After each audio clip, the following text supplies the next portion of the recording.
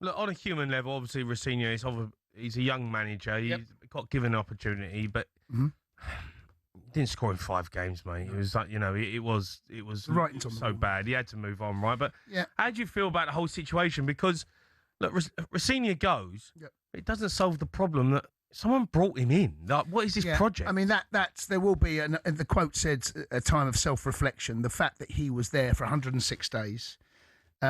When you think about it, the decision to bring someone in like Liam, he knew the model. He worked for Bluecoat. He was over at Strasbourg. Yeah. And from what I understand, Maresca going wasn't in the plan. That wasn't something that they had contingency plan.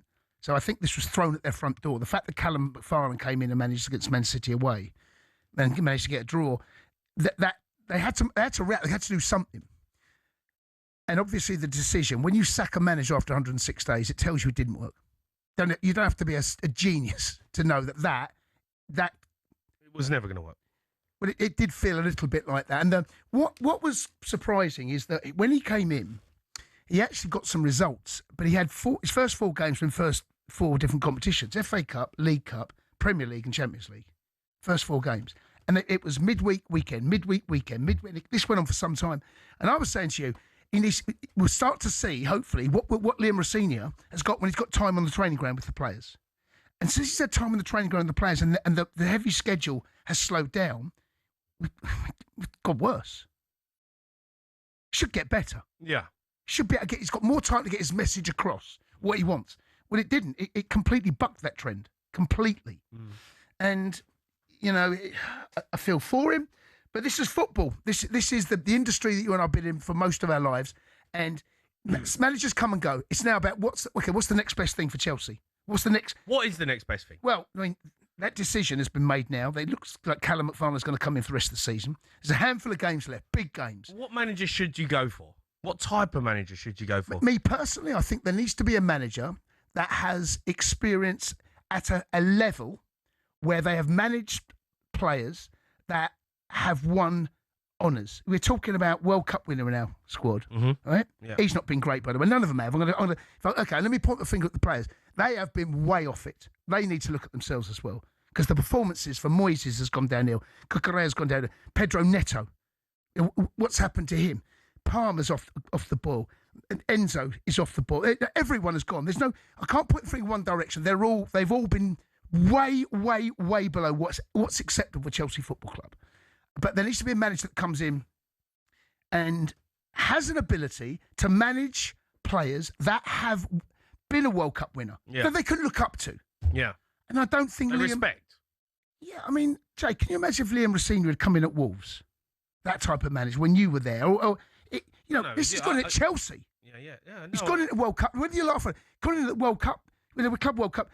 That there needs to be a level. And I think that the owners now, I think we'll have to look back on that decision to put Liam in. Clearly that didn't work. Maresca, actually, I mean, he had his faults, actually. The last handful of games Maresca had, we were off the boil there, by the way. That things weren't going great for Chelsea around Christmas time either. I don't know. I don't actually know, Jay.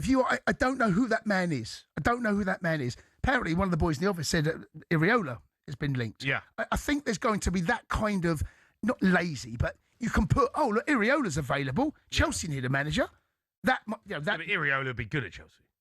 Well, look what he's doing at Bournemouth. Yeah, he's doing an unbelievable job. What he has done at that football club. And he is a manager that will have the respect of players because of what he has done in the game, what he's achieved as a player. And what he's done at Bournemouth. He's managed in the Premier League. Yeah. Liam, I think you should go for Iriola. Well, I mean, that's the sort of level, minimum. That's a minimum level. Yeah. That we should be looking at. Yeah.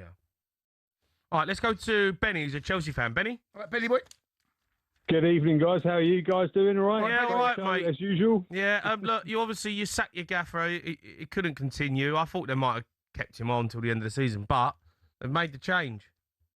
He was a dead man walking from the appointment, to be honest, wasn't he? I mean, we all knew that. Let's not sugarcoat it. We all knew he was underqualified, and he was appointed at the time because it was an easy acquisition from Strasbourg. So I feel that I know, but how pathetic is that? He was doomed from the start, Benny. basically. How pathetic is that though? Right, from your board. Well, he's a multi-billionaires, right? But you can't. You brought in Liam Rosenior and everyone, hold on, Benny, and everyone.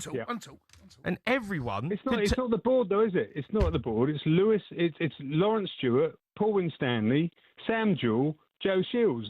Is that the board? Why are they not walking? Why are they still sitting there? I mean, what annoyed me at the Brighton game was you had, Egbali, and in front of him was sitting Winstanley, looking at that, and he's responsible. So that annoys me a lot. The fact that those guys are just like swanning along, going, well, not my fault. Well, you guys appointed the guy. I mean, I feel bad for Liam. I do. I think his stock has raised, to be honest. He went from a Farmers League now to the Premier League.